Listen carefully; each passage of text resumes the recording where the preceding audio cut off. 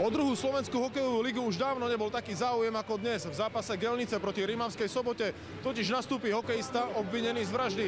Nás zaujímalo, čo na to hovoria domáci diváci. Toto, čo spravil, či nespravil, to nezastupuje aj Gelničan, my mu fandíme. Nikto mu nekázal, že je vinný alebo není vinný, nie je dokázané ešte nič.